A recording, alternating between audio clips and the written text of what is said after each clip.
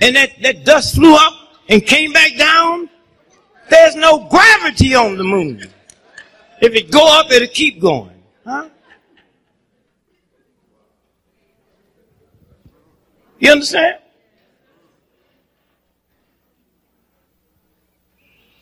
You saw the shadows on the moon? The moon is a black planet. When you look up there, that's the reflection from the sun. Huh? That's what you're looking at. So the boy been tricking.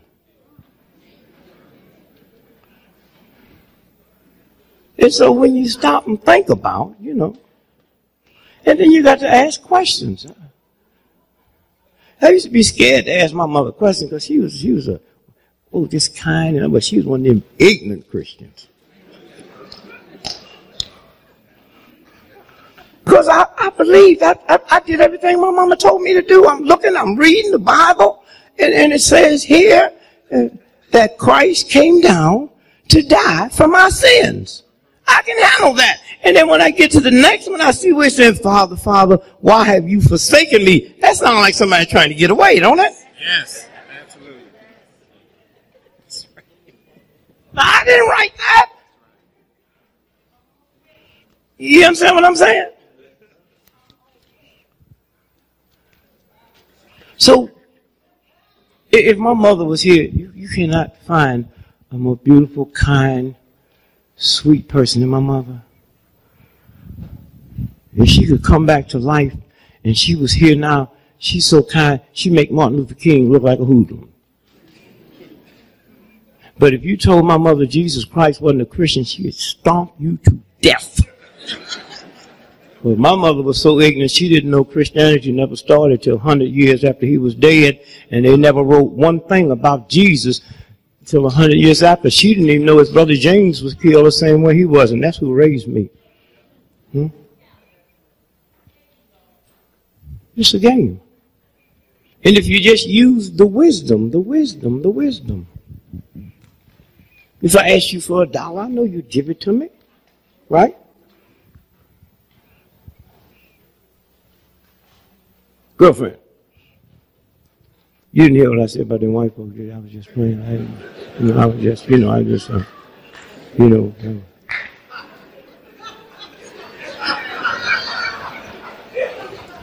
I know you're going to send one, Lord.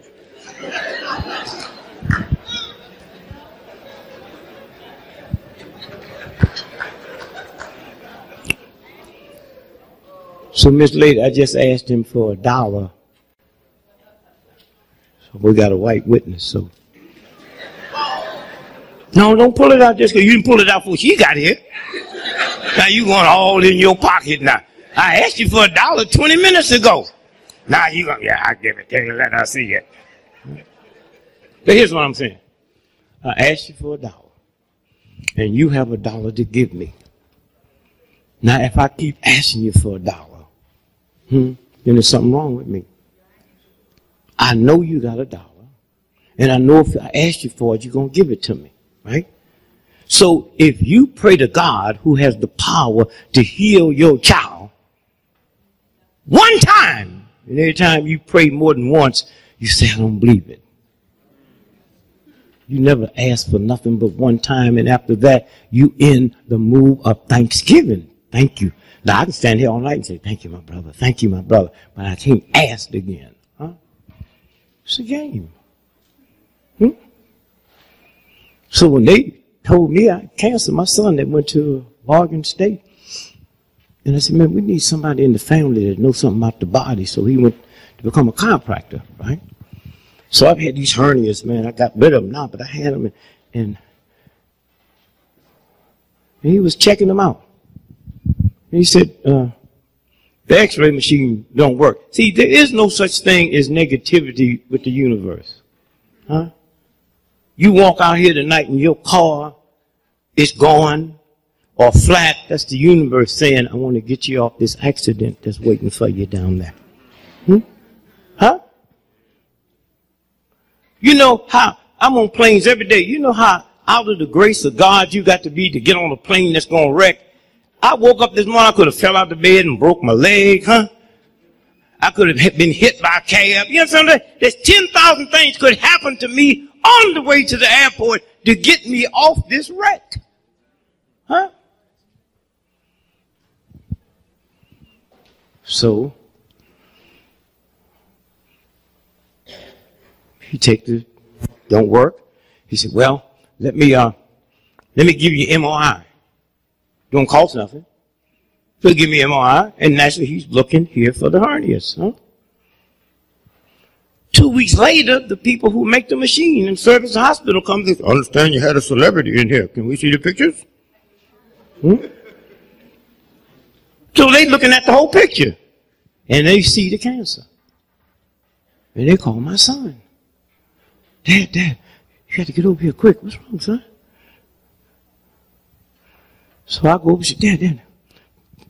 I say, son, look, when I walked in here 2 weeks ago, I just walked 10 miles that morning. So whatever it is, it hadn't been there long. Huh?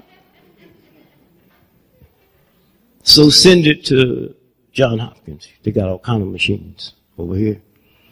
They got some dirty machines, too. That's why y'all in Baltimore are so sick. They do stuff here that Hitler would have been ashamed of. Black men in Baltimore has the highest form of drug addiction. This little video, pissy ass town. And y'all got more drug addiction than New York and Chicago. Come on, man, what they doing down there? Huh? You know what I'm saying? When I come to Baltimore, I look, every time I take 3 steps, I look around.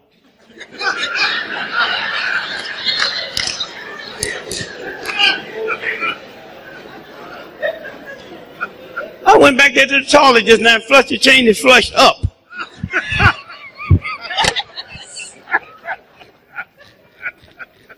know what I'm saying? Earlier I went in there and I went to the toilet and walked to the latrine and zipped my pants down and said, nigga, you don't need to pee.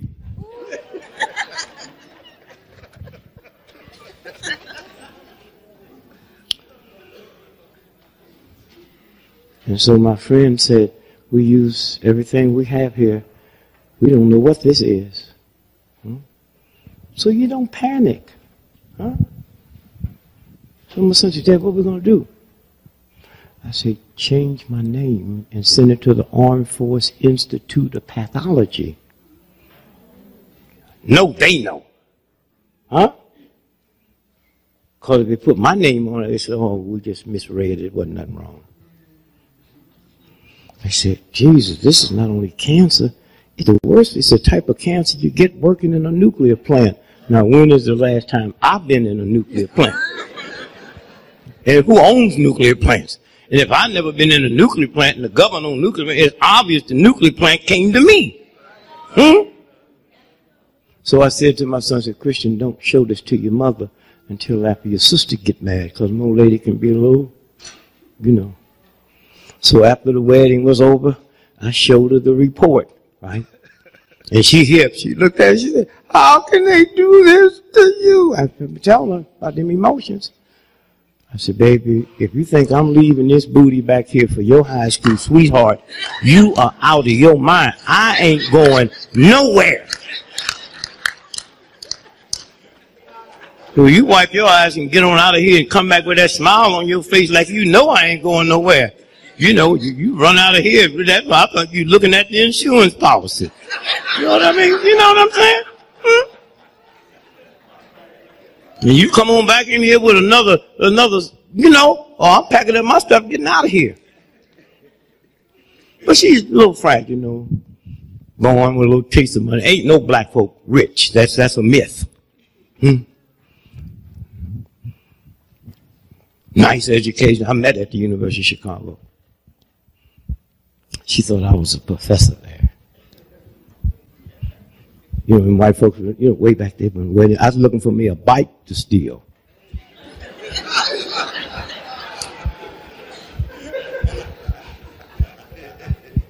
And she passed by. And she says, you teach here? I said, yeah. That's how we hooked up. Huh? You know what I'm saying? So I tried to explain to her, you know, about emotions. Biggest problem we had when we first got married, she couldn't handle debt. She'd been used to it. Huh? When are we going to pay Sears and Roebuck? If you act like we got some money, we don't have no money. And when I get some money, Sears and Roebuck is not my first priority. What do you mean by that? They knew I wasn't going to pay for this stuff when I got it. Huh? On the back of the application, they said, who's going to pay for this? I said, your mama. I walked in the house 2 weeks later. I thought, oh, they had a nervous breakdown. She said, they did it, baby. They did it. They did it. I said, what's wrong? Here's the letter from Sears and Roebuck. Final notice. Final, let me see it, baby. Final notice. Thank God we won't be hearing from them no more.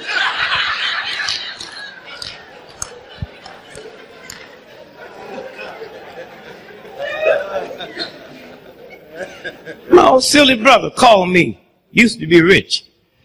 Worked for Enron. He called me the other day. Things is bad. He's about to repossess my car. What must I do? Don't park in front of the house.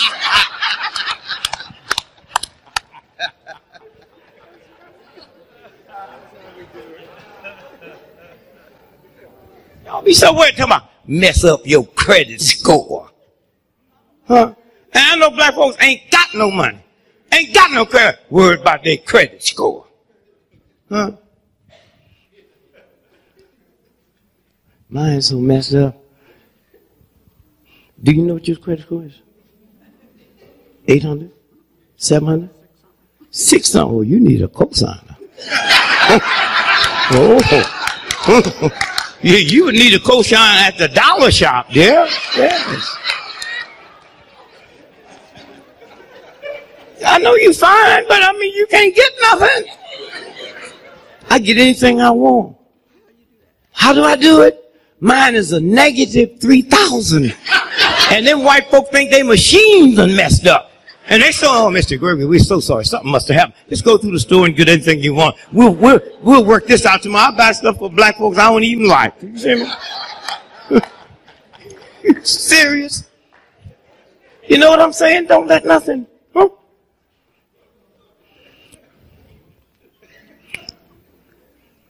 This is what I told my wife one time. My wife never drove a car, never had a drink, never had a taste. A drink is one thing. You ever had a taste? That taste is something else. Drink is no Christian drink, but a taste. You know what I mean? You know what I mean? Your first one, you know, things come over, ugly people start looking pretty to you. You know what I'm saying? You be smiling and just I want to speak to everybody. You know, that's what happened to my old lady, man. I took her up to the Ritz-Carlton in Boston. And you've been in the restaurant where they bring you a wine list, look like a dictionary. So I said, Rothschild 1948. Any of y'all know anything about wine in here, y'all? Anybody? Oh, Rich, yeah, that's good. Yeah, that get to you quick. You know, I'm talking about that expensive stuff. You can't do your mortgage and, you know what I mean? But Thunderbird, cool, man. Thunderbird.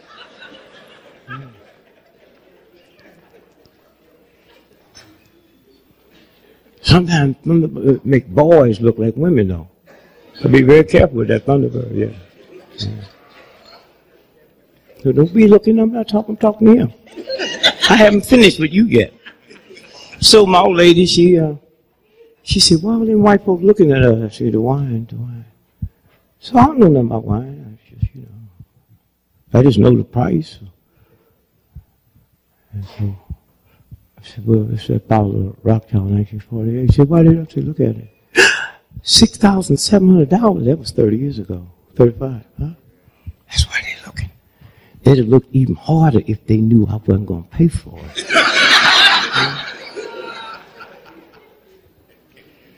So my old lady, this little Kool-Aid, the good wine, that wine you talking about, sweet, man. The good wine, man, is dry. So I put a little sugar in it. Made it like, and she get down, and first time she ever drank it down, can we get another bottle? Yeah, we get another bottle. Now the police come up. How you doing, Greg? Mm. So now we home, on the way home. And that's when that giddiness came over. Greg, let's make a deal. If I die for you or you die for me, we ain't gonna see nobody else. I said, you better try to get that arrangement while we're alive. Serious? I'm planning on bringing somebody to the funeral. I mean, do you understand? Death is over. She's talking about respect the dead. If you ever learn to respect the living, the dead might not die. These games. I've been married 50 years and love ain't got nothing to do with it. My old lady told me when we first got married, if you ever leave me, I will hurt you. Sister, hurt will keep a brother home for a long time. And then when you make big money, there's another word that'll keep you home that Michael Jordan just found out about called half. In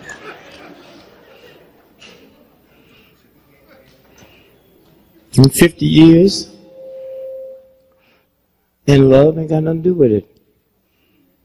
I love you, baby. If I can't have you, ain't nobody gonna have you. There's something wrong with that, right?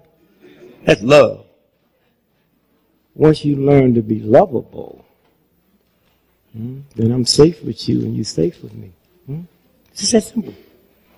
Just that simple. And black men, if we ever wake up, the strongest two forces in the history of America has always been the black woman and the black church. The black woman in the black church. I really went outside. I was looking for Jesse Jackson. I heard he's going to be around here. And after he told Obama he's going to cut his nuts out, I'll keep me some nuts in case I bump into Jesse. I just give him the nuts. You know what I'm saying? Hey, look at him, baby. See what they say? Look here. See what they say? Extra what? Extra large nuts, huh? Well, he be hell tonight on the way home, right?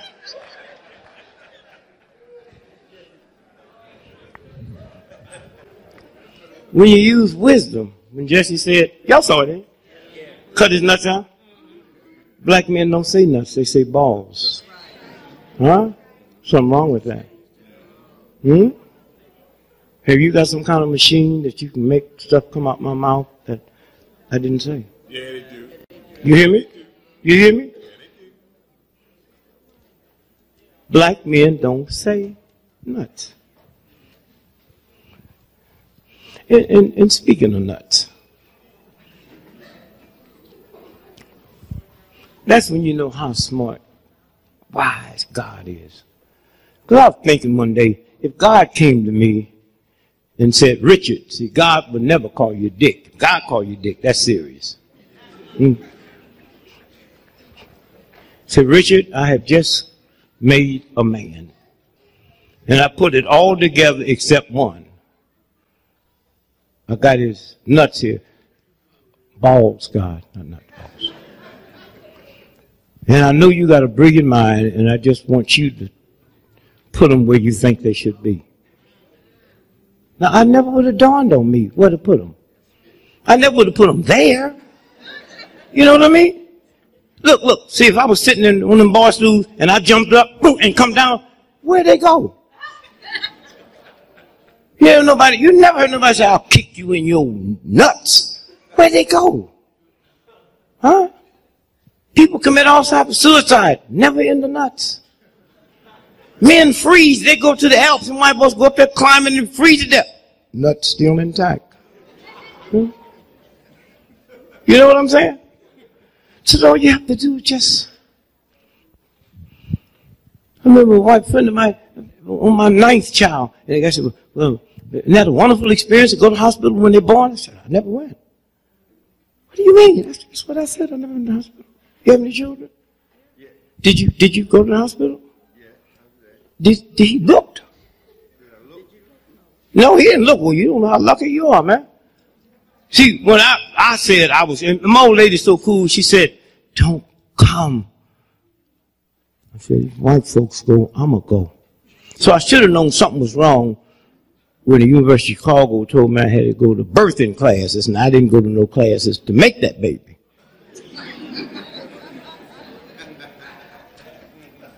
So I went along with it. Now, she can tell you, if you didn't see, until you young girls, whenever you get ready to have a baby, don't put them old curls in your head and none of that makeup, because all that come out. Oh, no.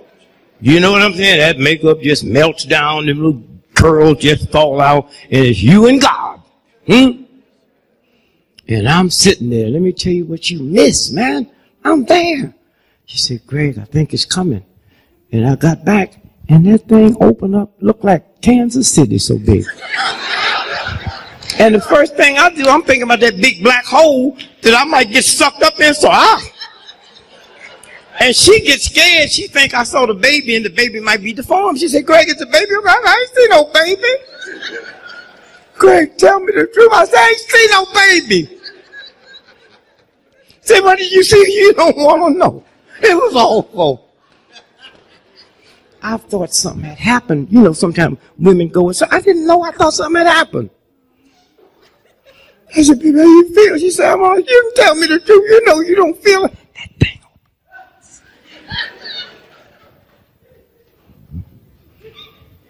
You know what I'm talking about, don't you?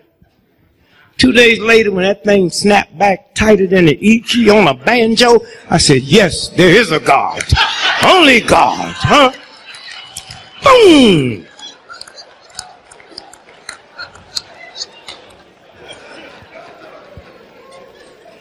I remember a Baptist minister came up to me and said, brother, you're really spiritual. I heard you on TV. Will you come to my church Sunday and explain to my congregation how you found God? I said, you do not want to know this story.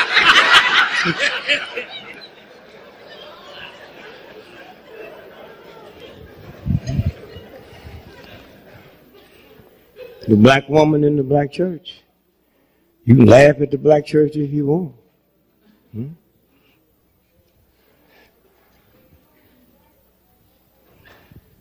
Black preachers, they can be fat. You know. Always eating. Most of them didn't go to college. They were just called. You can't be a nun or a priest without graduating from college. My biggest mystery about the Catholic Church, I ain't never seen a fat nun or a fat priest. Only the Pope be fat. You ever seen a fat nun or a fat priest? All of them been to college. They all speak good English.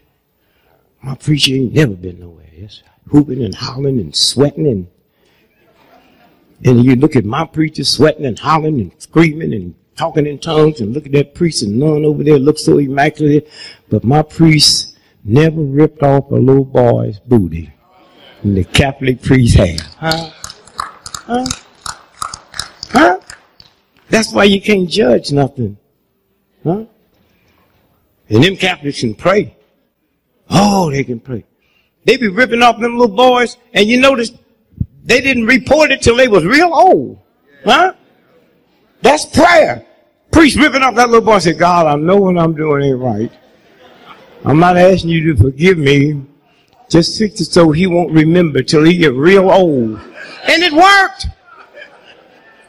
The guy 90 years old walking down the street with his wife and say, ah! She said, what's wrong? Father O'Malley ripped me off when? In 1904.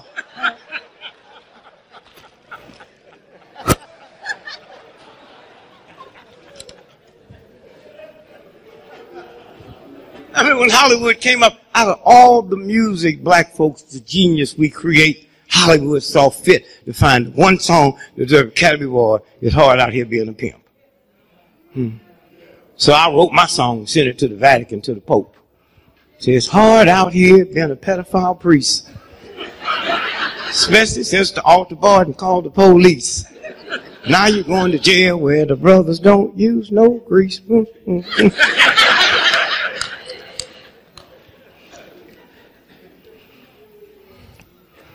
And so I'm 76, and if I could just be young once, I ain't never want to be. I thought old black men were so cool, you know. But I would like to be back in high school. Every time you pick up the paper, you're reading where teachers and have sex with the students. Whew, if I had teachers like that when I was in school, I would have had a perfect attendance record. I can just see my mama now. Boy, where are you going out here on Christmas morning with them books? I'm going to school, mama. Why are you going to school on Christmas Day? Oh, I'm getting a little behind in my class.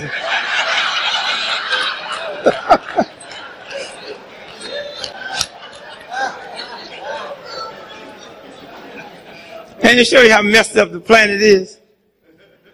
When I was in school, everybody knew what man teachers was having sex with the girls. And none of them went to jail.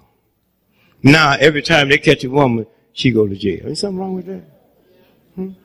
The games. So, if we ever find out who you all are, you're the mother of the earth. You are. In between that combination, the black woman in the back, Jesse Jackson, he don't know who his daddy is. Mama, no education, and Jesse got one of the fine minds, one of the most respected people on the planet. What's the combination? Black woman, black church. Black dude that's governor of Massachusetts, Deval Patrick. He was born in Chicago, Robert Taylor Home Housing Project, home welfare. Lived in the house with his two other brothers and sisters and his mother and grandmother. They had one bunk bed, 3 children. Every third day, one slept on the floor. He ends up going to Harvard Law School, was so brilliant, Exxon Mobil, one of the major companies in the world, brought him in and put him over their legal department. Not in it, over it. And then Clinton, made him U.S. attorney in Massachusetts, all-white state, and now he's governor of an all-white state. What's the combination? Black woman, black church. Y'all play with the church if you want to. Church and God, 2 different things. Like I said, when I found out I had cancer, I had a serious prayer with God. See, I don't play with God. I talk to God the same way I talk to you and I ask you for that dollar. I had to go wash my hands and clean up and all that kind of stuff. Because them is pimp prayers. Oh, God, I love it. Oh, God, you know I don't, you heard my mama talk all that stuff. She dead. Didn't work for her. So when I found I had cancer on this farm, I just go out and say, hey, champ, they got me. And God, there's a lot of niggas that deserve cancer, but I am not one of them. I know you're busy. I know you got a whole university here, and every now and then something slips through the crack. But if you want me to give you 12 black folks' names, and if you want something close to the house, I can handle that too. And then after that, I talk to cancer. This is my body. Cancer, I'm giving you 72 hours to get out of here. That's all. It's my body. Some of y'all talk nasty and meaner to your children than you talk to a germ or a disease. 72 hours, that's all. So I get a call from a friend of mine. He started crying. Steve Jaffe, his father, invented nuclear medicine, Cedars-Sinai, one of the most expensive hospitals in the world. His father's retired now. Richard Jaffe, he said, I showed him your report, and he just cried. He said, that's less than 3 months.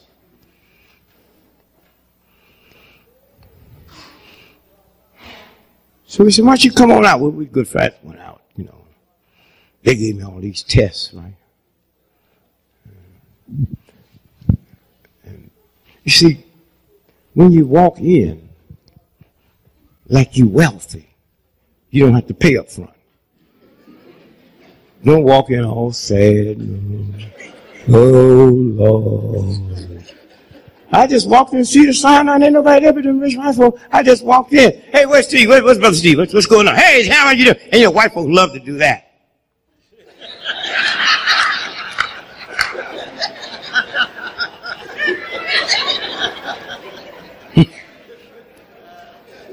So they give me all these tests. Nuclear. The bill came to my house, $1.5 million. You know white folks don't play fair. My wife said, how you going to pay for that? I said, I'm not. Let them repossess it.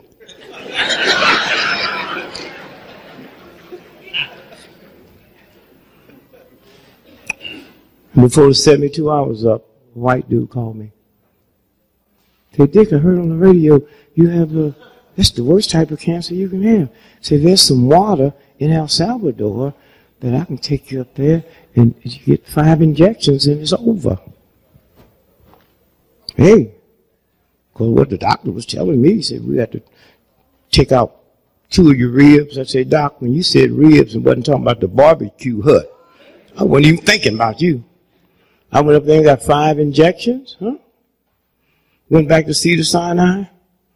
You're one of the most brilliant minds in the world, Keith Black, neurologist, brother, come from all over the world. He started crying. He said, I don't know where you've been, but we need to close this hospital down and follow you. That's all you have to do. Stop worrying. You know what I'm saying? You don't know each other. If you die, don't let her know it. Just hide someplace. You know what I mean? You understand what I'm saying? Because once you die, mama, all the family come. Niggas you ain't even see you gonna come to the funeral. Don't even give them that privilege. Just go somewhere and just hide. You know what I'm saying? Somewhere. And learn how smart these sisters are. Boy, let me tell you. I didn't know how smart my wife was too. Kobe Bryant, remember that white woman accused him of raping her? He went and bought his wife a $4 million diamond. Did y'all see that? Let me tell you, if a white woman tonight accused me of raping her and I go buy Lil a $4 million diamond ring, she'll go get 2 more white women. Because she know where that ring came from. There's a matching necklace and bracelet. You know what I'm saying?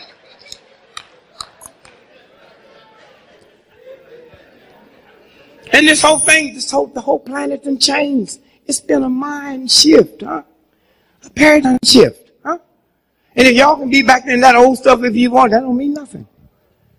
You stop lying to these children. You be lying to them, don't even know you're lying to them. That's why I don't hang out with no old folks. Some old folks the other day talking, I sure wish we could get back to the good old days, but look like they're coming back. Keep hearing talk about that depression and look like they coming back. I'm 76 years old. The only thing good about the good old days was they left. We were so poor and hungry and raggedy when I was a child. The best day we had in the house was Halloween. That's the day you could wear your natural clothes. And everybody thought you was dressed for the occasion. Oh, look at Richard, got on shoes, look just like feet.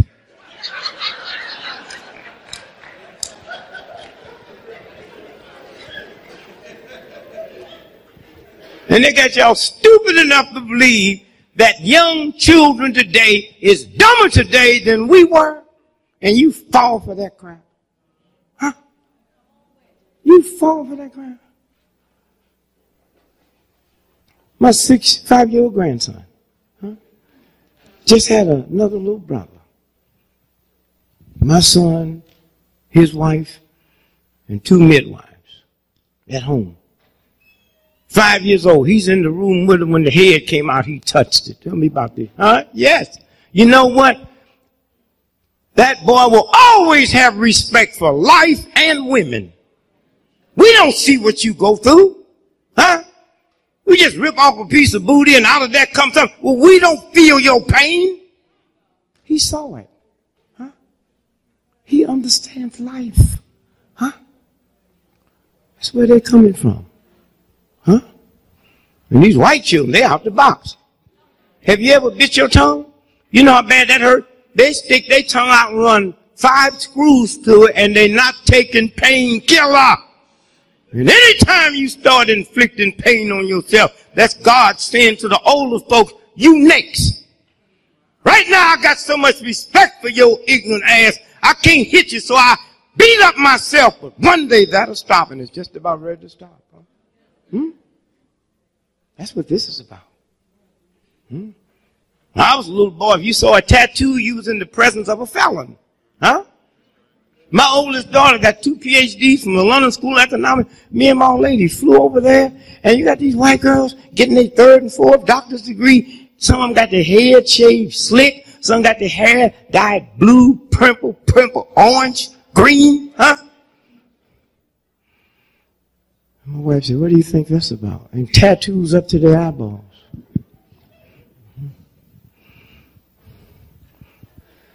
In 1933, when the Japanese invaded China, that's why the Chinese hate the Japanese, that bad blood.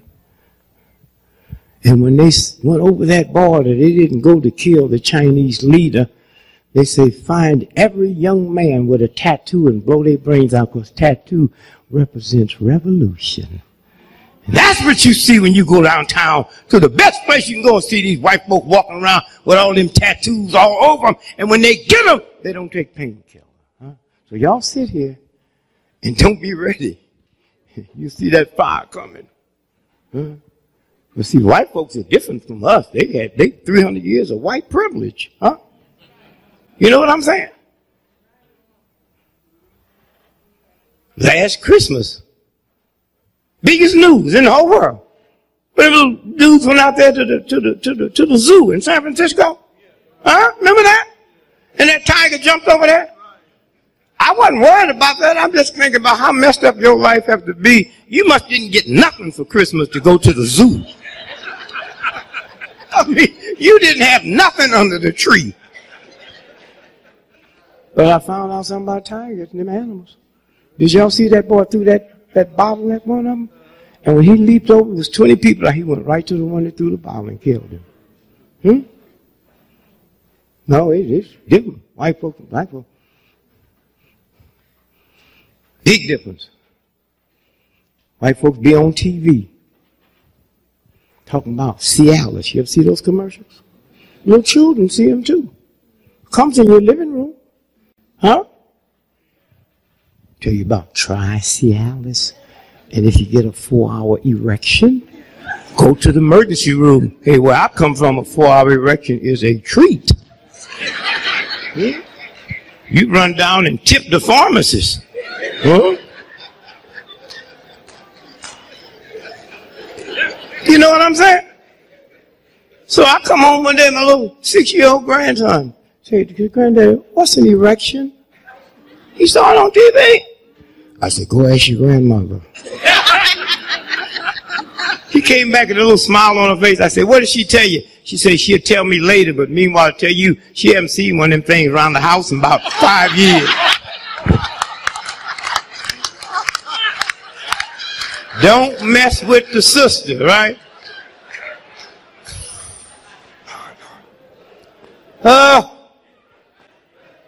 Please. Brother Obama. Lord, what a... When you get home, this Thanksgiving, bring all the family around and look at one another. And you see Obama. Looks just like you. Do you really know what happened with this? Forget about him being president. Huh? They're going to cut him a new booty hole. Forget that. We've already won. Huh? Think about it. Never again can we say to the little child, one day you might can be president. That's wiped out. Huh? Wiped out. Huh? Gone. Huh? With no guns. Gone. And the people who suffered the most, the biggest loss wasn't a Republican, it was Negro athletes and Negro entertainers, because white folks don't have to act like they're the greatest thing in the history of the planet. Huh? You can't look like O.J. Simpson, huh? Huh?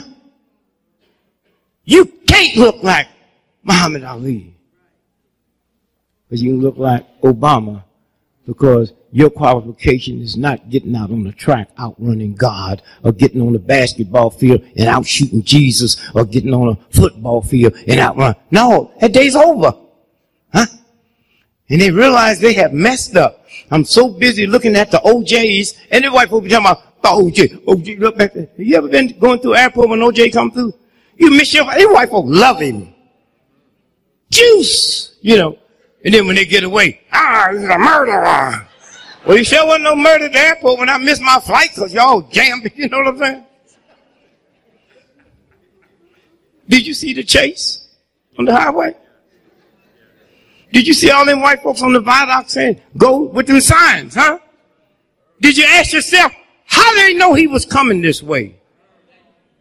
And where them signs come from? It wasn't one, hundreds. Go, Juice, go. You my man, baby, huh? And you saw the chase? Them cop cars wasn't trying to catch him. And when I asked a friend of mine, I said, man, go down to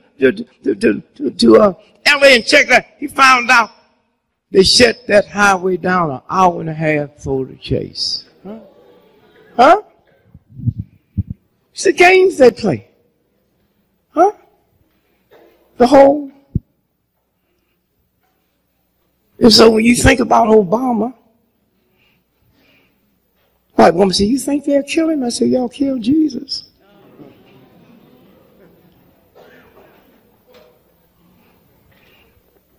And then add insult to injury to Jesus, they gave them thugs a choice. The Romans. See, the Romans had legions. You know, heard that word, legions.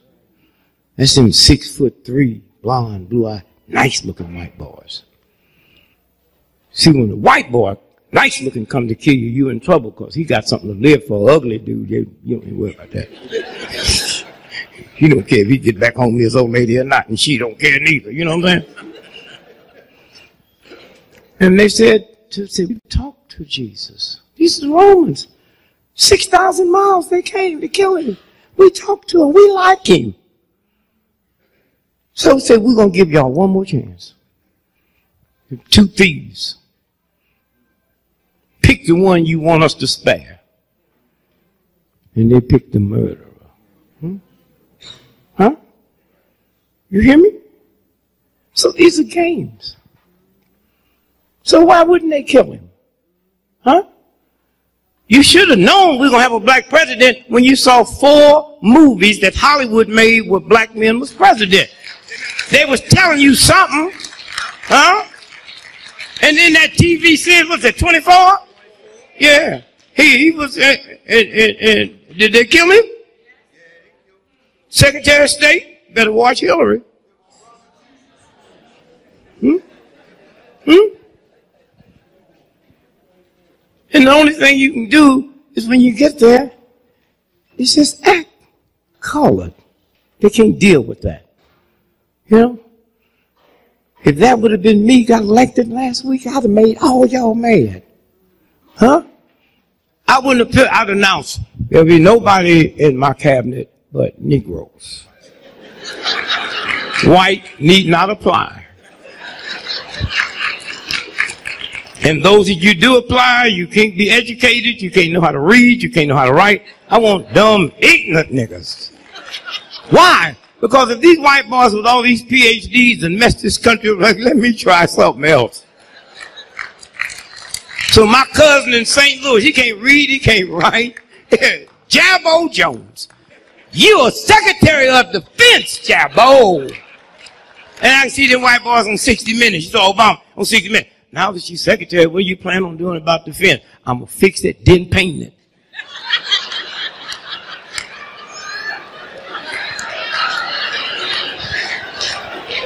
They say, well, Obama becoming president, do that mean y'all have arrived? No.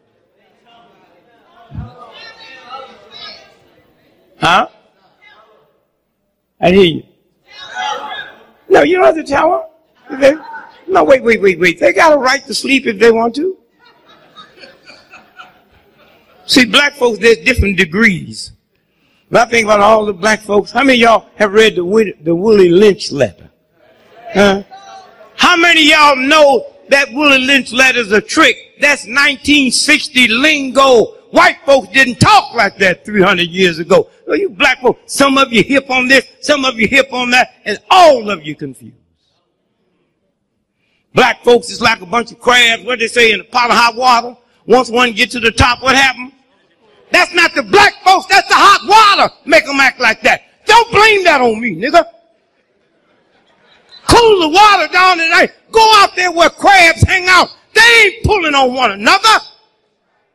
But they got you believe that's our blackness and y'all sucking up to fall for it. Huh? It's a game. It's a game. Obama go to New York tonight. He ain't gonna get no cab. Huh? Let me tell you. Here's the president-elect. I don't even like that. He's a president. That's white folks stuff. Elect. He's my president. He's standing on the corner. We can stage this. We can put on the corner. We can go and get us a murdering, Jack the Ripper white boy out of jail tonight and bring him and put him on that same corner. And them cab drivers will run over Obama trying to get to that white boy. And I wonder how much blame can we put on white? I put all of it on. But remember, New York had a black mayor. And it ain't easy to make white folks and cab drivers behave. Just as we got some decoy cops out here, you pass by anybody, you'll never get licensed to drive a cab in New York. That stops overnight. You don't need no. And if I was Obama, I would do mine different. I would go to New York, walk on the corners with a sign, I don't want no cab right now. I just want to talk to the cab drivers. And I get CBS, NBC, all the big commercials. I said, I want you to drive for the next 2 miles and see them tanks on the corner. And I said, we ain't worried about no white folks assassinating me. Because soon when they told me I was the president, I was saying, I want y'all to know one thing. I own the Army, the Navy, the Air Force, the Marines, and I own all the bunk. I wish somebody would shoot at me. I'll wipe out that whole town. Now, what does that mean? That means everybody in Chicago got to be on the lookout because they know I'll kill them. You know, I had no trouble getting a cab. I said, I want you cab drivers to watch these TVs for the next 2 days and look at them tanks. And I wish one of you would pass by me when them tanks got through, they wouldn't even be able to identify who you was. That ends that. You know, it's a game. But think about what happened. The 3 most powerful forces in the history of the universe. God, Jesus, if you're a Christian, if you're not, whoever. And whoever's the president of the United States. It's the most powerful country ever existed in the history of the planet. So the 3 most powerful powers that ever exist. God, Jesus, and the president of the United States. God, you ain't never seen. Jesus is dead. There's only one left. That's him. Huh? That's what happened the other day. Huh? That's what happened the other day. And when you walk down the street, they see the president. I got to just apologize to them redneck, nigger-hating crackers in Mississippi, them Ku Klux Klan. No. They saw something that I didn't see. Why? Because as nasty as they was, they had some Negroes that they loved. This is my nigger. Don't you mess with him, huh? They knew how smart you was. They said one thing, but I'm with you. I see you take nothing and make something out of it. Huh?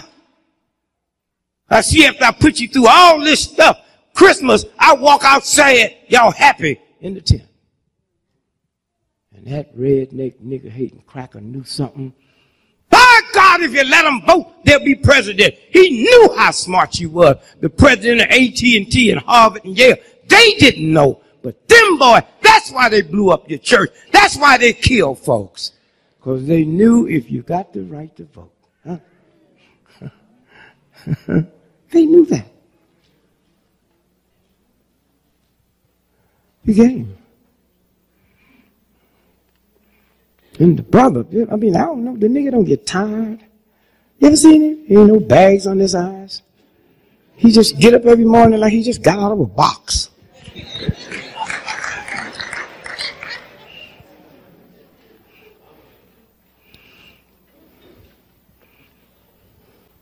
Somewhere, the games. And he really didn't. All he had to do was overcome racism, because McCain wasn't that. Okay, that's the ugliest white boy. I mean, the first time I seen him, I said, now if he's not dead, he's a very sick man. And you know how silly white folks are? They say, he's a war hero. You know that. How can you be a hero when you got caught? Man, you ain't, you know, them old John Wayne movies. They be, John Wayne be shot, he kill him coming up there. That's a hero. You know what I'm saying? My cousin was a hero. The enemy was throwing stuff up the mountain, he'd pick it up and throw it back. The boy got caught with them Koreans, you know. Stayed there 5 years. And they let the American soldiers celebrate Christmas, you know, little stuff like that. Now, you know Koreans eat dog. You know that. Huh? Why you didn't know that? Hey, you know they eat dog. You grabbing your head and all that kind of stuff. You eat hamburger, you don't know what's in it. All I'm trying to say, if Korean loved dog, and he was there 5 years, you know that white boy needs some dog. Huh? Said he'd have been president, dogs would be missing around the world.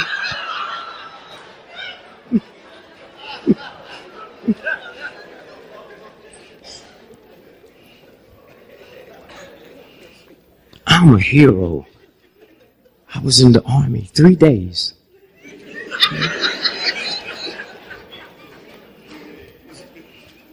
And a soldier, ain't nothing worse than a soldier. They come back, the government won't take care of them, so they're going to be mad at you. Beat up their old lady, terrorize the neighborhood. You went over there and got crazy in the war. And I listen to my little boy, I just hate listening to all them old World War II war stories. Yes, I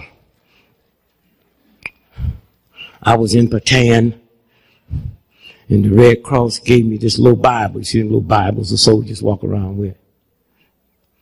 And I had it in my chest pocket. And I heard something hit me, and that bullet hit me.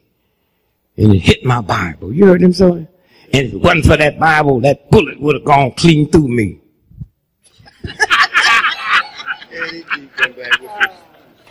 I've been in the army. I was in the army 3 days, so I tell my war story. Well, I never left the country, so I can't say Japan. See, when I was in the military and I was in this whole house, you wait a minute, sister, you hip to hurricanes, right? And tornadoes.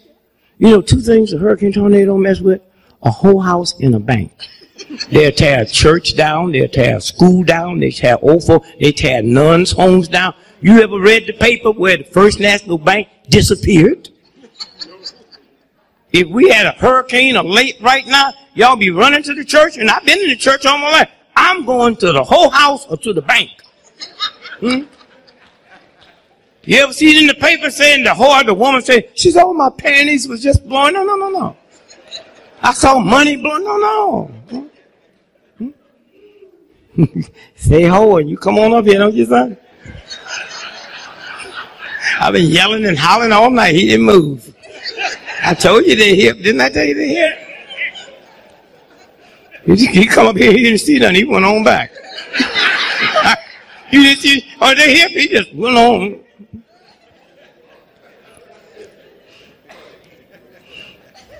So I tell my war stories. I said I met this machine gunner. You ever see them big long machine gun bullets? Huh, what'd you say? 50 cal. Yeah, man, you know. So my story is I had 4 50 cal bullets. in my pocket here. Then I was in Chicago, and the Shriners was having a convention. They was up on the 38th floor of the hill and mad and fighting and throwing at one another. And this one boy picked up this Bible and threw it, and the guy ducked, and that Bible hit that window and come 37 floors down and hit me in the chest. Had it not been for that bullet, that Bible would have gone clean through me.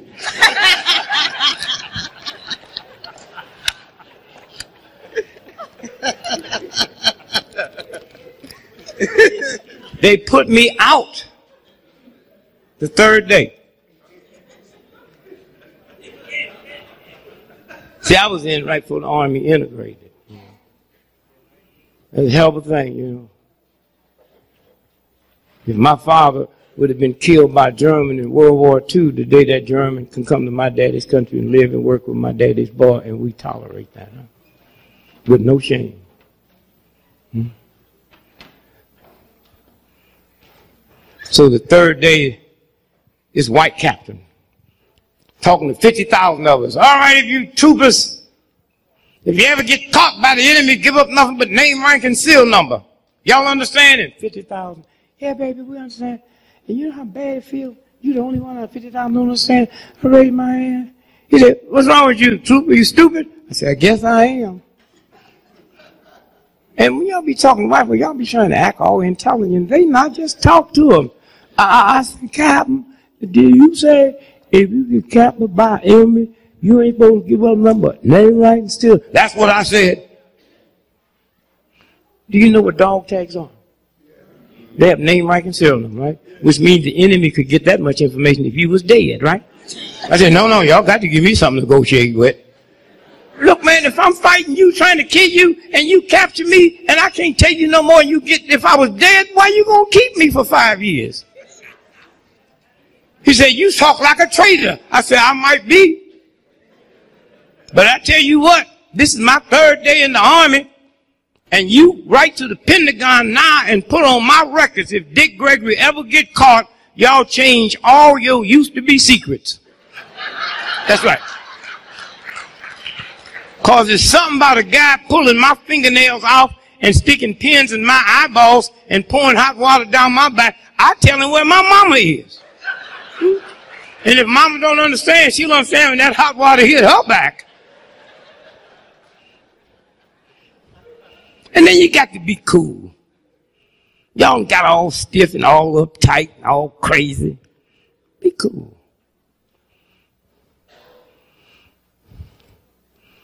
So while I'm waiting for my military papers to come to throw me out the military,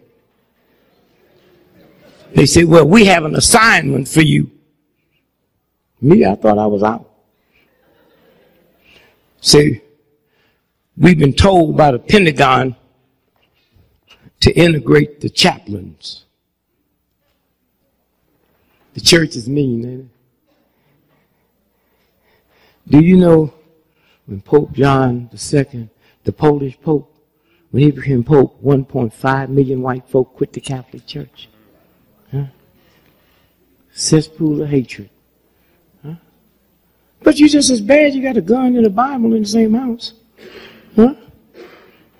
Most of y'all be for capital punishment. How can you be for something that don't apply to nobody but you? How can you cry over the crucifixion of Christ but be for capital punishment? Don't you know Christ was killed by the state? He wasn't mugged to death or run down by some drunken chariot driver. You know, oh, Easter, that's why I don't be around none of y'all on Easter Sunday. Were you there when they crucified the Lord? That's such a cheap song to sing 2,000 years later. You wasn't there then, and I'm sure you wouldn't be there now. Were you there? Do you know if Jesus Christ came back to America today and bugged the wrong people, they give him the electric chair? Then all us Christians be walking around with big chairs around our neck. Were you there? How do you make the sign of the chair?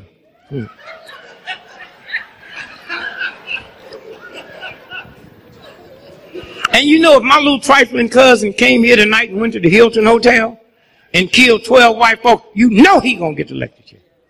But if Prince Charles's little drugged out son came here and killed 42 white folks, you know he's not going to get the leg. How can you black folk be for something that just pertains to you and poor folks like you? You crazy? Huh? You know damn good and well, Rockefeller, you know damn good and well when these big corporations get caught, they pay and don't have to admit they done nothing wrong. Huh? One day when you white folks realize, you black folks realize, it's not your fault. Way back then, they taught black folks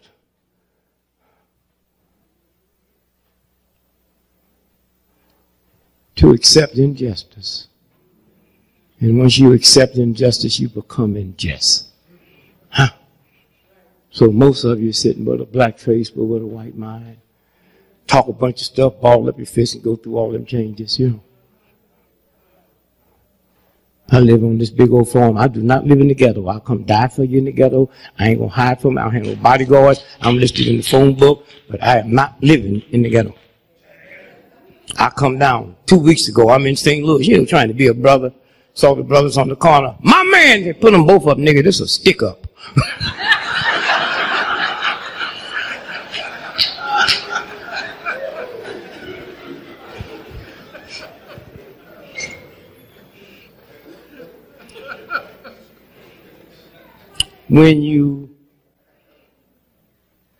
This is a filthy nation. And when you live around filth, you become filthy.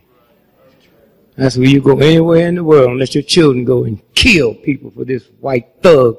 But when a cop gun your mama down, the same gun don't come back home. What kind of fool is you? How can anybody respect you?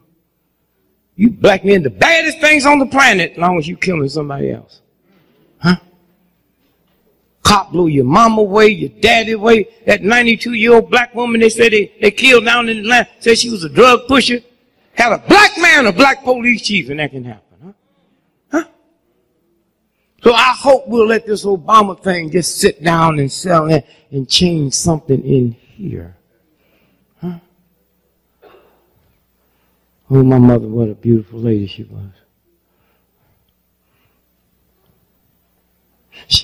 She didn't like homosexuals. But she knew the choir director in Antioch Baptist was gay. These niggas pick and choose what gays they like. She knew the music director at Reverend Gully's church was gay. I'm a 5-year-old boy. I didn't know what they was talking about. She said, you know, so-and-so's gay. What did gay mean to a 5-year-old? Gay 90s. You know, so-and-so's funny. I heard that all my life. And then one day I'm in gym and the teacher said, Gregory, what you want to be when you grow up? I said, I want to be gay and funny. When I saw that nigga opening up his belt, you should have seen me get out of there. I didn't know.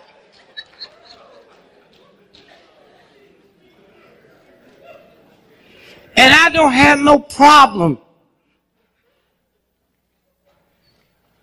But my mama didn't know. She reading King James Version of the Bible. It didn't say God's version, did it? Huh? It didn't say Jesus' version, did it? Huh? It didn't say Christianity's version, did it? It said King James Version. She didn't even know King James was king of England. And he was such a strange homosexual. He hated women so bad, he killed his mama. And his lover was Lord Buckingham, who Buckingham Palace is named after. Y'all crazy? How can you have the document and then be against homosexuality? Huh? These are games. And once you get back to wisdom, you got to be careful because you wake up in the morning, you don't know where this thing is going. You know? This brother was a friend of my cousin, really hip. He said to his lady, they were smart, me and you won't get mad, but we ain't gonna give these white folks our money. You know, we won't spend no $100,000 for a wedding. You know what I'm talking about? He said, we're gonna take that and put no down payment for a house. You know what I'm saying? To the bridal suite in Jamaica for the weekend. $6,000. You know, we're just gonna tell them we're going to Jamaica. And we're not gonna answer the phone. You know what I'm saying? We're going to the justice of the peace and get married. And they did. Now, to show you how the universe works, while they there getting married, there's a brother on death row that done killed 12 white folks and escaped from jail. He been in jail 27 years. On death row, case working his way up, you know. And so out of all the places for this brother to end up, out of all the places, he ended up in their house, their new house. He there. See how the universe works? He there. And him and her, they're just so in love. He opened the door and pick her up and carry her over the, the threshold. Ain't too many sisters you can carry. I can carry you over, but ain't too many sisters you can carry. I think that's how I got my hernia. Come on, baby, jump. Oh.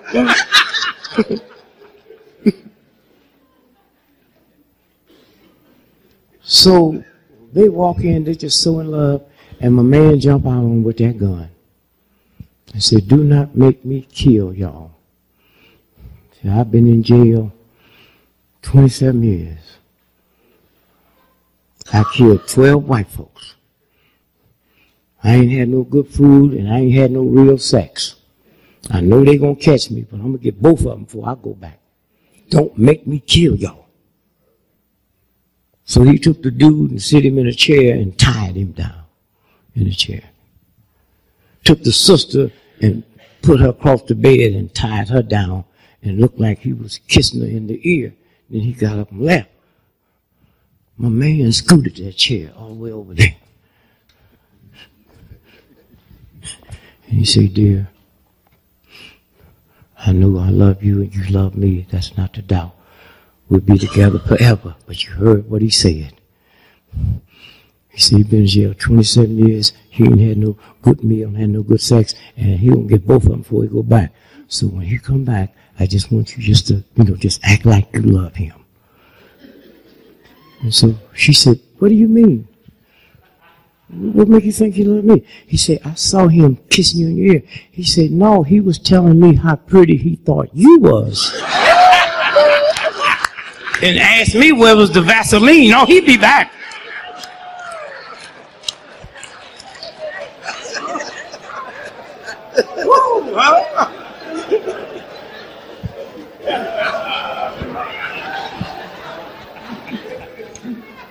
Don't you feel bad now? But all you got to do is just, when y'all leave here, drop all that old craziness. Huh? It ain't got you nowhere.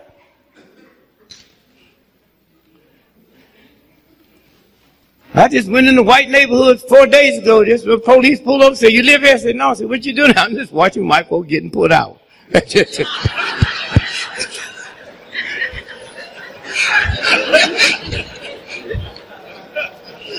cop said, "You have been put out." I lost my house when things was good. And you know the biggest problem we have now is the stress. White folk buying guns. Y'all see that? Washington Post. The last 18 months, gun and ammunition sales have gone up 18%. Now, if y'all want to have some fun, go back and look what happened during the riots of the 60s. White folk went out and bought guns. Took their wife and their children out to the rifle range and taught them how to shoot. Because they thought I was coming out there. They don't understand because they don't know black folks. I was making a ghetto jailbreak. I wasn't trying to get to no suburb. I'm trying to get out of here. Like me and you in jail, we break out of jail. We ain't going to the warden's house, man. We're going to Kansas City and look for her. You know what I mean? Them white folks out there, they showed them on TV at the rifle range, at the little children. Pow, pow. Look at the homicide rate in the 60s. He taught his lady how to shoot. He been dogging ever since they've been married. She just go on with it. I'm going on with it because I got to get the children through college. What a awful jive waste of God's humanity. Huh? So he taught her how to shoot. Them niggas come here while I'm gonna blow them away. Then he come home one night and she asked him about that lipstick on her shirt. And he smack her and she go get that gun and blow him away. Hmm? So when y'all see him buying these guns, just keep your mouth shut. Just. You see her going to the rifle range, you just say,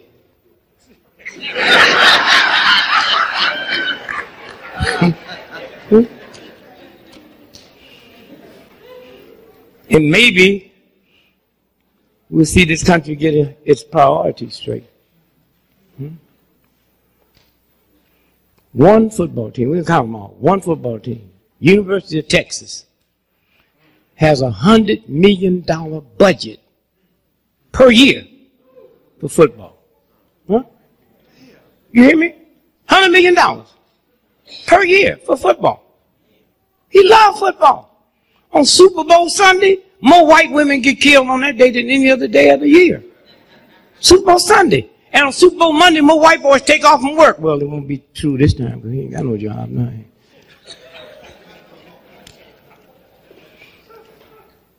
So,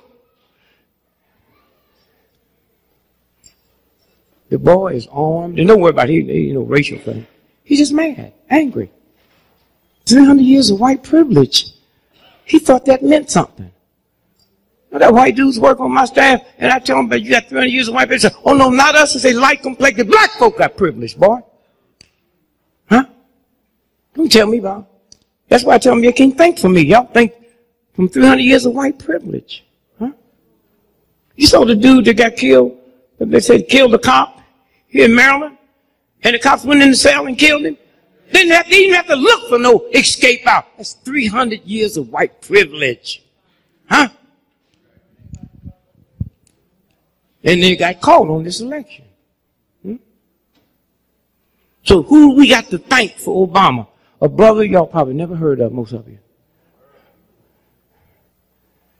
Jimmy Lee Jackson.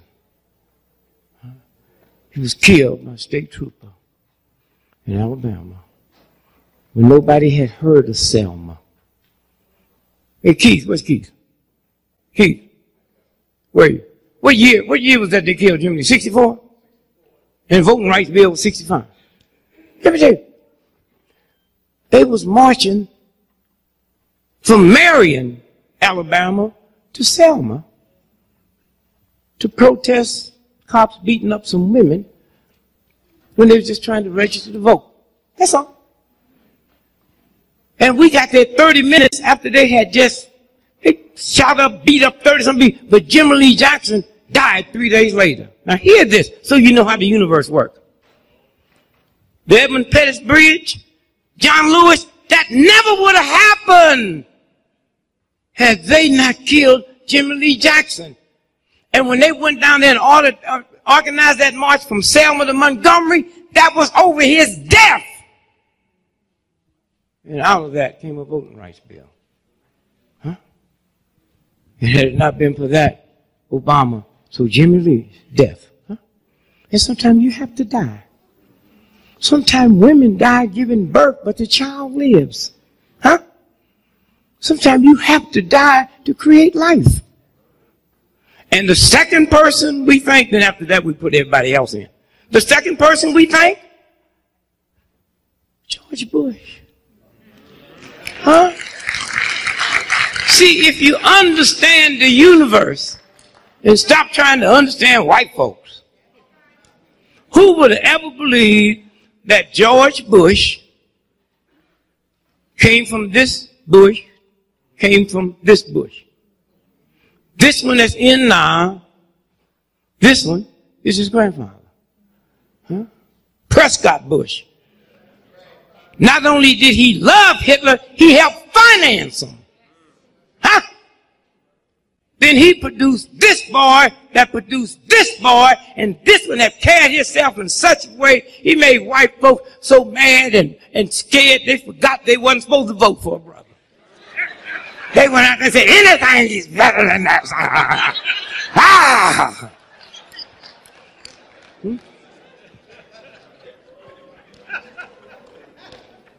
So thank you, George. People be mad at him. The boy's so dumb. During September the 11th, all presidents are told if there's a disaster and you're not at the White House, run, get on Air Force One. You remember they couldn't find him for 3 hours? He forgot the flight number.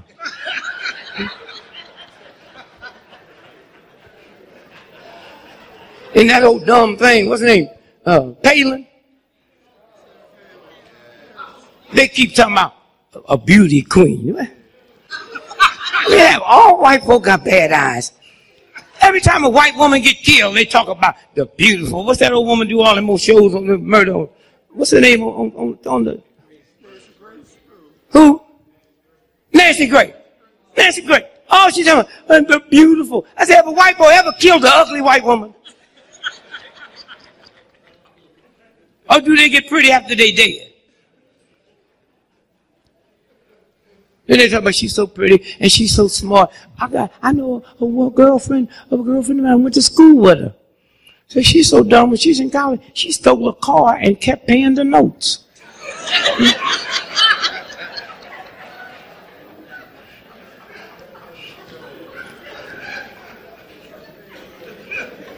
Hey, you two brothers, come up and show you something. Come here. I want y'all to see something.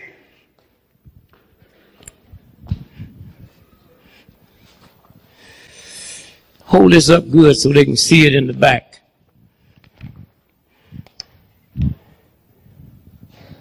Can you see that? Huh? No, just him by yourself. Just by yourself. Hold up. I got another one for you. Hold that up so you can see it in the back. See both of them?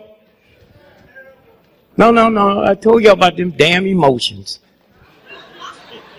Make sure, let everybody in the room see it now so they can, let them see it over here. It's the same picture, except that back you're looking at is not outside no more, it's in your head. Them scars, them webs is not on your back. He won't hit you no more. It's in your head. Huh? Both of them is the same. Huh? Did you ever think when we got the first black president, he wouldn't have a slave name? Huh? Think about that. I ran for president, I went, Gregory, that's a white boy's name. He got a name that ain't a slave name. Huh? They don't know how to deal with him. He ain't got no slave genes. Huh? His mama didn't have no slave genes. So they got something different in that White House. You see it, don't you? So now what we got to do is remove this out of our heads. Huh? That's all. Thank you. Huh? That's what we got to do. Somewhere. They're going to keep changing the rules. They said, I don't know why he stayed in that church so long. Was Jeremiah right? And you know, every time something happens, wife will bring a mic to me quick. So see, they know I have wisdom. So they're trying to be asking me questions to try to get inside my head. And I trick them. I was in London 2 weeks ago and they said, Mr. Gregory, you're so brilliant. What do you have on your, what are you thinking about now that Obama's the president? I said, well, I'm trying to figure out what happened to albinos after high school. He said, what do you mean? Well, every high school got albino, but then they disappear. Ain't no albinos in here. I'm on airplanes every day. I never seen an albino on a plane. I was in the army. Wasn't no albinos in the army. I go all over the world and see no albinos. Where do they go? You ever thought about that? Where do albinos go after high school?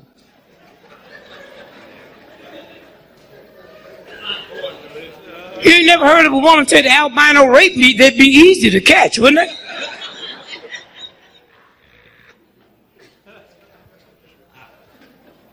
So then when they can't handle it, they ask you another question.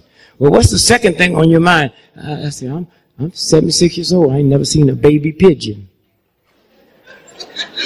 Baby pigeon, I see full grown, sitting on an electric wire. Pigeons been here. Where would they sit before there was electric? Yeah.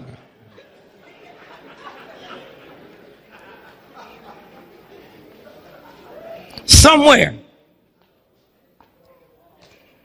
when you realize who you are, somewhere. I saw this book. Whew, couldn't believe it. Especially you young folks, realize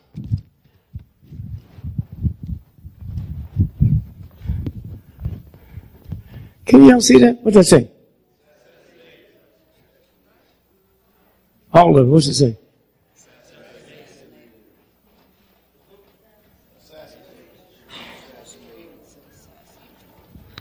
These are all the political assassinations.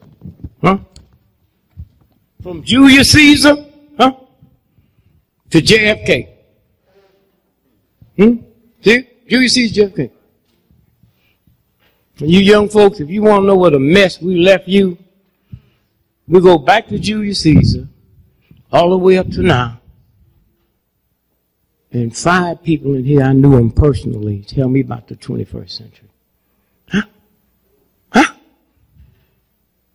All the political assassinations from Julius Caesar forward, and 5 of them I was friends with. What a mess we left young folk to clean up. Malcolm X, Martin Luther King, Medgar Evers, and the 2 Kennedy boys. In my lifetime, 5. That's not counting the ones they killed that wasn't political assassinations. Somewhere when you stop and think, tomorrow, 22nd, November, 1963, JFK. Can y'all see that? Lee Harvey Oswald? See it? Say this is the gun that he killed the cop, Tibbet. And this is the rifle they say he shot the president with. Are we really stupid enough to believe that when a white boy gets ready to kill the president, he gonna buy the gun mail order from Sears and Roebuck?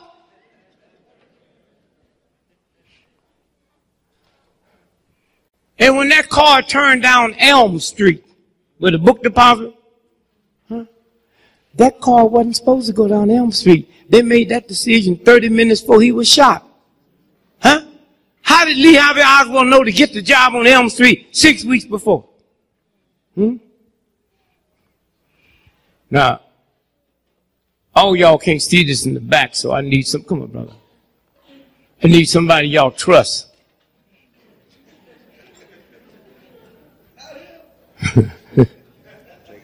No.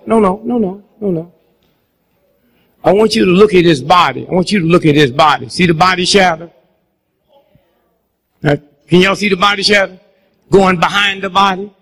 See it? See it going back behind the body? Now look at the nose shadow, brother. The nose shadow coming forward. There's a universal God force that made the sun. It can't cast a shadow backwards and forward at the same time. Then if you look close at that picture, the neck don't fit the body. And that's Life magazine that helped them trick that. And when we found that in our research and cracked it, that's what caused the Kennedy King assassination investigation. This is what this game is about. Nobody would suspect them thugs. They so busy looking at black folks in the ghetto and some old redneck, and now they're talking about the Ku Klux Klan, talking about lynch. Listen. Y'all see these little circles they use for little lynch rope? There was a time they didn't use a small one. They ain't gonna mess with you. It's a game they playing. They doing all this stuff so when they get ready, if they have to take him out, they'll convince everybody that a Klansman did it, And nobody will say, wait a minute, 80% of the people or 90% in the Ku Klux Klan is federal agents. Just like all these cats out here selling drugs. You know how many of them are decoy cops? Huh? This is a game. So somewhere, thank you, brother. Somewhere. White boy asked me the other day in France, "Aren't you scared? We're going to kill you." If I thought the God I prayed to every day couldn't protect me against filth, I'd be the first one to admit I'm praying to the wrong thing and help y'all pull the trigger. Fear in God. Huh? There's a lot of water out there in that ocean, but it can't sink your ship till it gets inside. Don't let it in here. Huh? You got some bills coming. Christmas look like it ain't going to be bad. So what? You know what I mean? You got grandchildren, children, you can't get them nothing for Christmas. Just go and tell them Santa Claus committed suicide. He'll be here in here.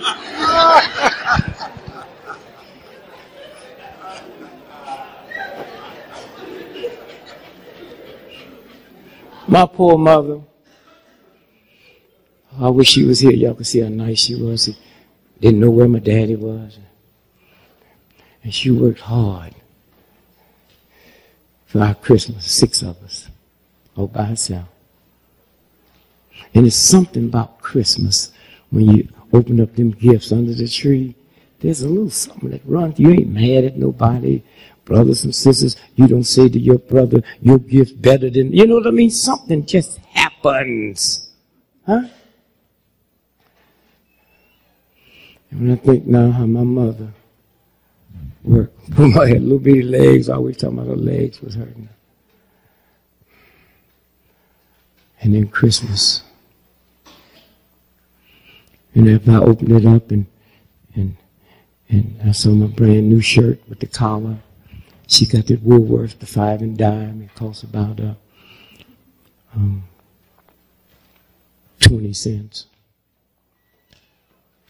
And now I just bought a shirt at Neiman Marcus on sale the other day for $1,500, down from $3,000. But in Christmas, both them shirts look the same. Huh? Until you wash them. Then the one Mama bought me turned black. Buttons disappear. And it's about the size of my baby finger.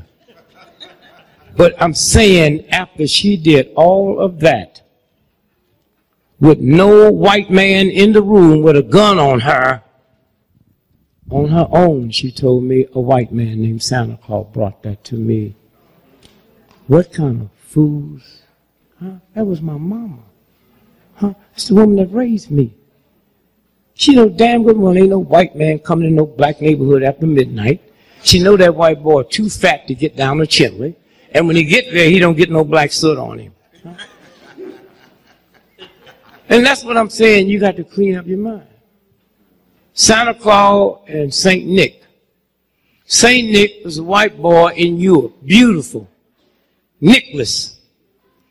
And he believed that all the farmers should take 1/10 of their harvest and give it away.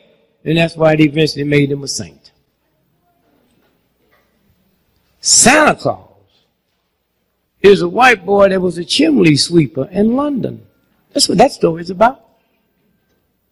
Take the soot out of chimneys. That's why he comes through the chimney. Huh? And they give us all this crap, and we take all this stuff and then run it to our children and wonder, huh? Jesus Christ had 12 disciples, and they knew where Jesus hung out. Wasn't no white folks. Except 11 of his disciples weren't only white, they were English. Where you going to find names like Peter, Paul, Matthew?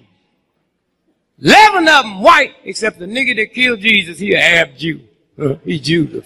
Huh? You laugh if you want, we go along with that crap. Huh? We go along with it. So somewhere we have to take what have just happened and make it personal. Huh?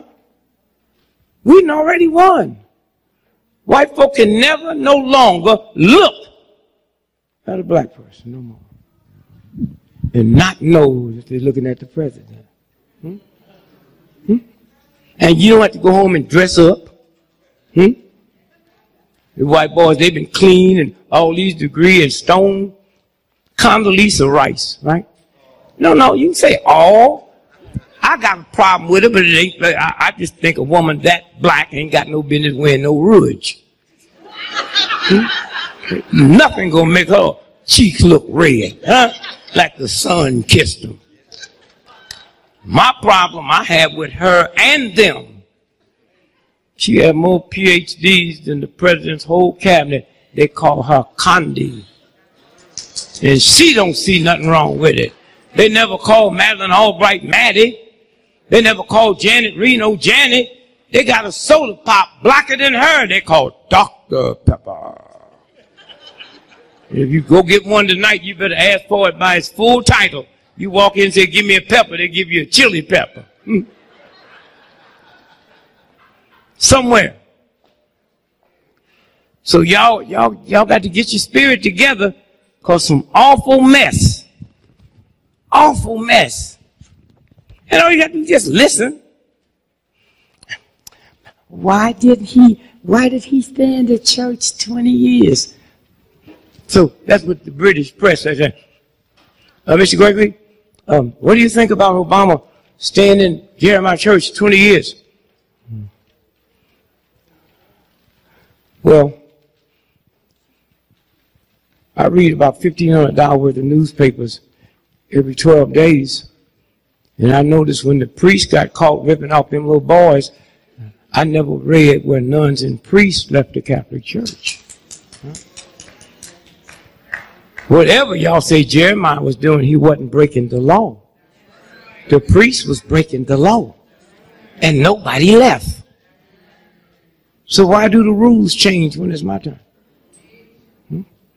Hillary said, well, I just don't understand why he stayed. Oh, shut up, wench. Hillary, shut up.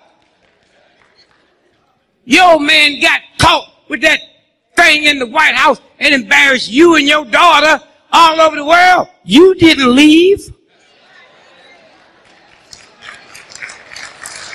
Huh? So why he got to leave? And I know a lot of y'all ain't gonna say to white folks what need to be said. You don't have to. Just bring a note to work one day and said, you got scared and you can't talk. Then you don't have to lie to them. Just stand around all day. As long as you're doing your work, they're gonna pay us. Look at them. And when you get home, talk your ass off. I couldn't wait to get here to tell you what they want. The games. Hold this for me, brother, please. We're going to get out of here in a minute. Stand up, let me see. What's the date on that? I want y'all to hear this so you know what y'all walking in. Not to be scared. So you know what's going on. What paper is that? New York Times. This is a whiteboard paper. New York Times. Huh? New York Times. Now, what section is that? Business. Now, when look, anything in the business section do not pertain to you. This is whiteboard. You know, in the old days, they used to have colored need not apply. They should have on here, colored need not read this page. Huh? What's the date on it? Saturday, November the 15th. Huh? The other day. You ever go to the menu and say daily special? You see that? All right, the front page of the New York Times, what's the headline?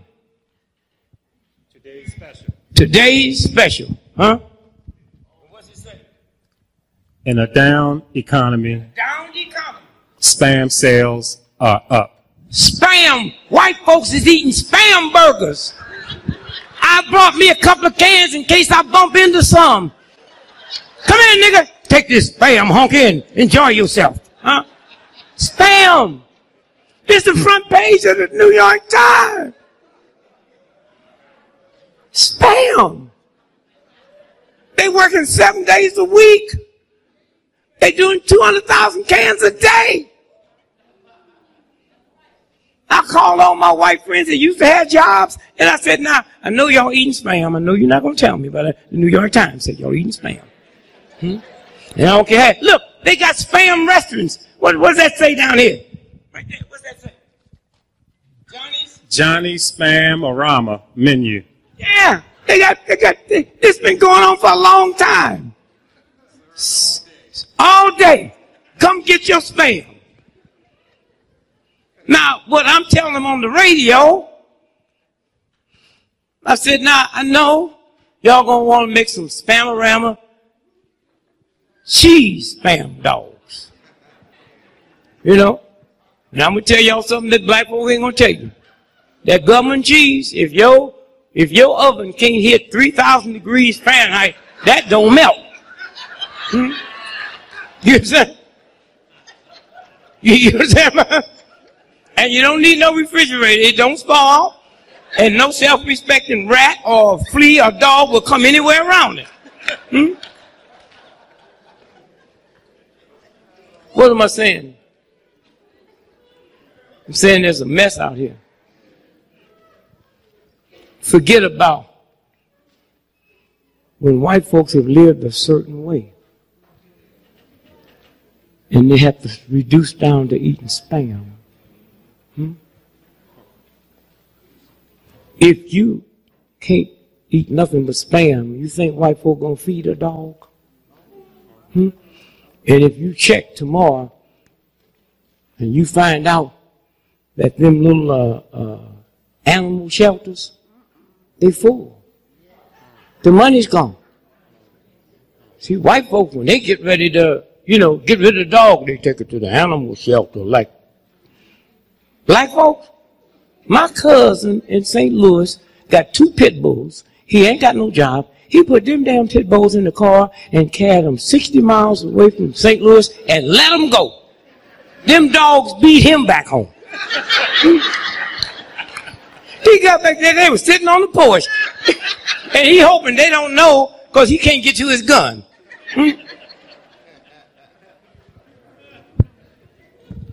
I mean, real white folks. See, the white folks y'all been mad at, y'all, them ain't real white folks.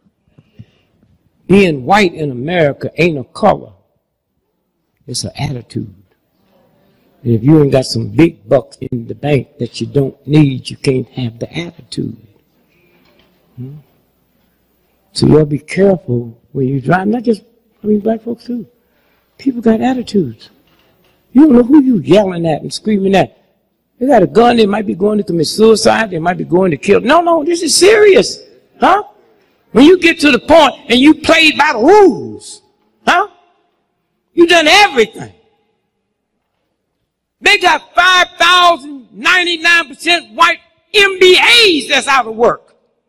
And Wall Street's fixing to fire 70,000 white folks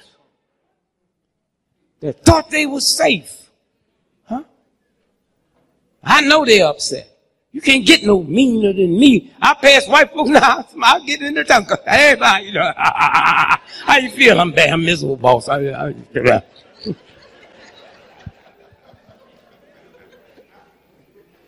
me tell y'all something else. These white folks is not going to tolerate having to eat spam. And brothers and sisters is in jail eating real food. Watch when they make that turn. Did you hear me? This is not a black country. And don't think you put this boy in the White House. Black folks, I'm talking about all of us. All, if you count all black folks, babies, old folks, one just born, one that'll be dead tonight, it's 12%. And don't you ever think 12% gonna determine what 88% gonna do. Okay, so don't walk around with your booty all up high. How about we put, you ain't put nothing in. Huh? But if your attitude is right, white folks will think you had something to do with it. How you doing? You know, white boys see you, how you doing? Say,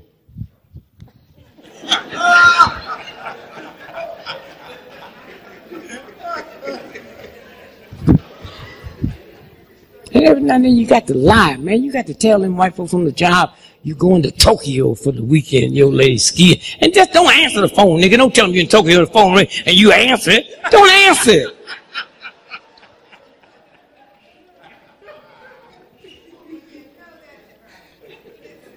And then get some entrepreneurship going. Don't let nobody embarrass you because you ain't in business. They wouldn't give us the money. Don't act like I'm stupid. Everybody got a business going but me. I couldn't get the money. And when I got the money going, you planted dope on me and made everybody think I was a criminal. Huh? See, like me and you, and we get together and pool our little money together. And I already told you we can get the money without the money because I'm going to teach you how you don't have to pay a bank. We just have classes on how you walk into the bank. And stay away from the bank now. I got some trifling cousins in St. Louis went in to rob a bank in St. Louis, and they mugged him. Bank ain't got no money. They was waiting on somebody because they kicked that boy so bad, he called 911. I was here robbing this damn bank, and they hurting me, you know what I'm saying? What paper is this? This is the financial paper. This is the big financial paper here. What paper is that? Financial Times in London. What is London? London, Financial Times. What day? Friday, November the 7th, 2008. November 7th. See this woman here? See that purse she got? Yeah. Ain't no big one, is it? Yeah. I mean, huge big. No, not huge. Okay, what's that footnote? What's that footnote say there? Listen to this, y'all. Victoria Beckham totes a Hermes. What is it? Hermes. Yeah. You get the word you don't say. Hermes Birkin handbag. Listen to this now. She got a handbag. What else to say? Which can cost up to $129,000. A handbag. I'm telling you about real white folks, not them little chumps y'all work around. That's fake white. Wait a minute. Wait, he ain't finished. That's what it said.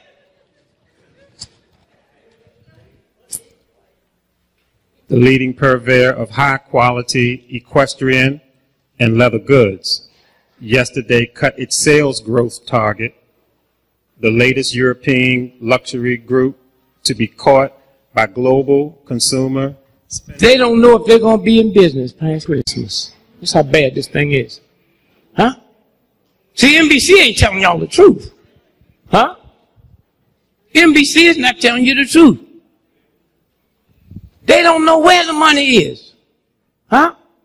Somebody got it. I had a guy call me from Spain the other day and wanted to know tickets for the inauguration. He gave me $50,000 a piece. I said, come on and get them. I didn't have none, but I'll have some look like tickets by the time he get here. That's right. And this is a friend of mine. Huh? Thank you, brother. And did you see where Senator Boxer put legislation through to make it a federal crime to sell a ticket? I called her. She said, Dick Gray, Dick, come in here. Dick Gray, oh, Dick, how are you, Dick? I said, y'all ain't never put a bill through to ban lynching. It ain't a felony to lynch me. A damn ticket? White boy called me on the radio, asked me about it the other day. I said, that's for white folks. I got some cousins that be here. They be selling white folks space. Yeah, where you $300, you can stay there or just get on out of town. You know. It's a game. But that day, you should take off from work. Huh? This happened one time in the history of the planet. Enjoy it. Don't be around some old grumpy folks that don't like what happened. Huh? Enjoy it. Get up early. It's going to be cold. Wrap up and just go for a walk. And thank you. Huh? Thank you and all the folks that look like you that's dead, that didn't live to see it. You got to see it for them. Huh? You got to see it for them. Huh? This can never happen again. I don't care how many black presidents we get now, we already got one. It ain't nothing new now. That's what we fixing to go through. Huh? And just enjoy it. And don't let nobody make you mad. Be happy. Huh? If somebody tell Rockefeller he broke, if he get upset, I'm taking my money out of his bank. Huh? Somewhere. What a day. Boy, when I think about how many times they could have killed me, and that universal God just let me live to see this. And live to stand in front of you black folks and see something different on your face. Huh? And what y'all need to do is go home and look in the mirror. Not tonight. Look in the mirror until you see what I see. Things come over you that you don't even know they're there. Huh? I mean, we was marching one time, and a black state trooper who they thought was white, and he loved me as an entertainer, and he came and told me, he said, man, tomorrow the state troopers going to stay with y'all up to Market Street, and they're going to disappear, and there's 300 rednecks from all across the South. He's going to kill y'all. And I called my wife and said, hey, baby, look like I won't be home no more. Huh? Every time you get ready to die, you got to tell your lady, yo, man, you love him. You ain't no more jiving. I ain't got no time to be talking about no love. This cracker fixing to kill me, you know. And hey, baby, it was a good, you know what I'm saying? Now, let me tell you something. I didn't tell the marchers.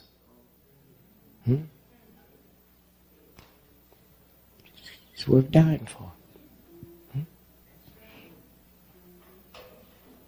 And when we came out, the black cop that they thought was white couldn't believe that I didn't tell them. And we marching. And nobody knows what's going to happen. I see Market Street down there. And when we get to Market Street, state troopers going to fade away. And they faded away, and them rednecks, shotguns, pickaxes, pitchforks, walked across the street. And we kept marching and kept singing. And I'm just waiting for it to happen. I'm the only one in the crowd know that we fixing to die. Hear me. And then all at once, I saw these white folks, a strange look come over their face. Fear. And they back and they dropped their guns. And they dropped their pickaxes. And they went across the street and they took off. And I was explaining it to an old black sister that night after we completed our march. And she said, son, you don't know what happened? When you're not scared and you're not angry and you understand God, they saw the Spirit of God coming out of you. That they didn't see Negroes. They didn't see niggers. They didn't see what they thought. They saw the real thing. And that next day when I walked down the street, I saw that. I didn't see your home mortgage. I didn't see your child was murdered in a drive-by shooting. You didn't show that. And don't show it no more. And those of y'all that got pain and all that, drop it.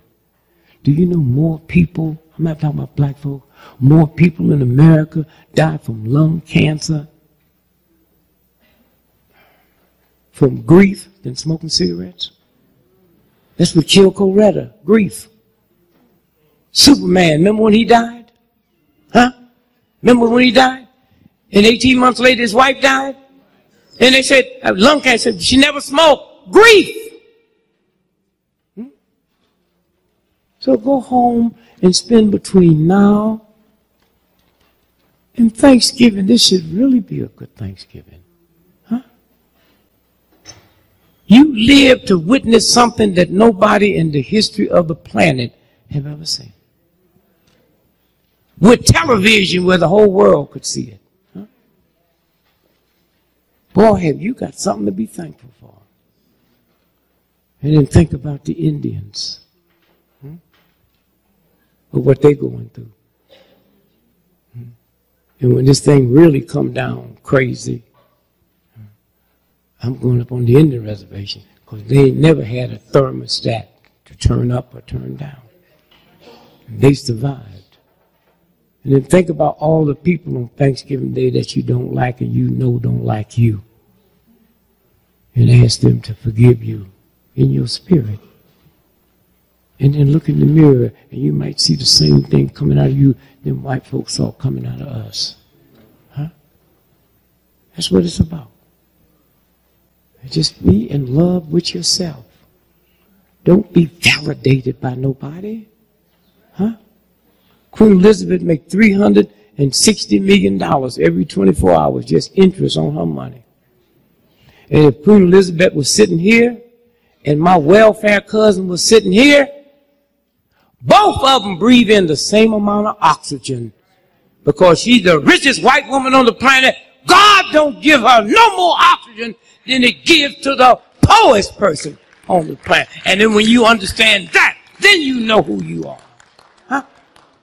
Huh? Think about that. If 10 million people came in this room right now, we don't get no less oxygen. And if 10 million people were left out, we don't get no more. Let me tell you why I say oxygen. If I didn't feed y'all and kept y'all locked in this room tonight, you wouldn't die. If you didn't have no money tonight, you wouldn't die. If I held my hands on your nose and mouth for 20 minutes, you would die. The most important thing on this planet is oxygen. And my mama never taught me to thank God for oxygen. Thank God for a damn ham hock. Oxygen. And so I say to you tonight, there's some folks outside. They're cooking for y'all.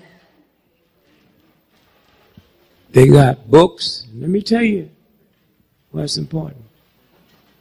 What's important. 55% of everybody in America today was not here when King was assassinated. Huh? Huh? 77% of everybody on the planet was not born when King was assassinated. So y'all got to take cards from them folks out there. There's so much history in our blackness. The New York Times is not going to tell you. Huh? They're not going to tell you at all. Somewhere.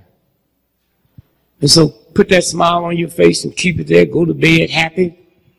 Go to bed knowing that everything's going to be all right. And the last thing I'm going to tell you is remember 13 is a lucky number. Let me hear y'all say that. And the reason white folks say 13 is an unlucky number because it was the 13th Amendment that freed the slaves. So they make that unlucky and we fall right in line. Hotel ain't got no 13th floor on it because that's the number of the amendment that freed me.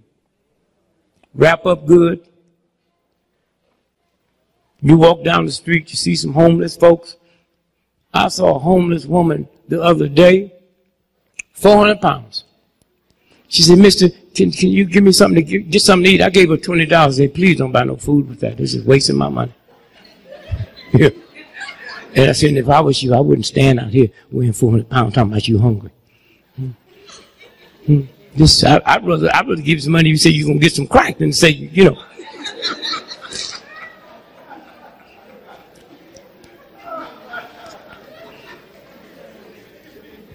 And here's my last thing I'm going to tell you. Stop going by old folks' home wanting to know if they want you to do anything. That's not a true visit. Just go by to see them. Huh? Just go by. That's a hell of a thing. Every time you come by my house, you come in by to see if I want you to do something. No. Can you just sit and talk? Huh? And that's why about 80% of old folks in this country get ripped off by these con men because they lonely. Because you don't talk to them. Huh? And some of them ain't got nothing to talk about. Some of you damn near got to get drunk just to sit with them. Make evil and that. Okay. If nothing else, go back there when you ain't got nothing else to do. So where you going? Say, I just want some exercise. We'll talk to a fool today. And just sit there and listen. Because when they get past that hurt, they got some